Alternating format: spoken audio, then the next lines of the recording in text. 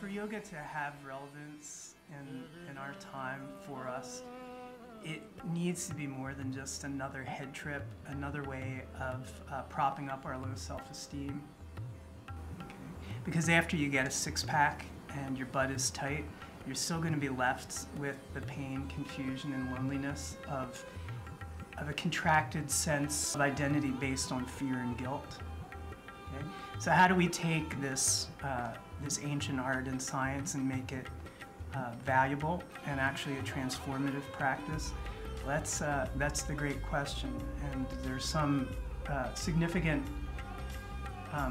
dialogue taking place as to whether or not we are successfully transplanting yoga. Rather than challenging ourselves to rise to the level of the yoga teachings, are we bringing the yoga teachings down to a level that is comfortable to us as American consumers?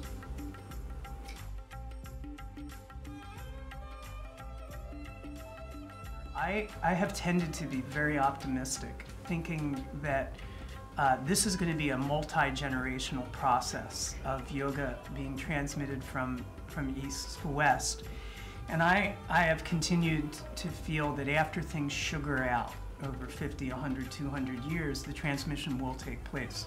Some of my colleagues who have done sadhana for decades are really in despair over the superficial, paper-thin presentation of yoga.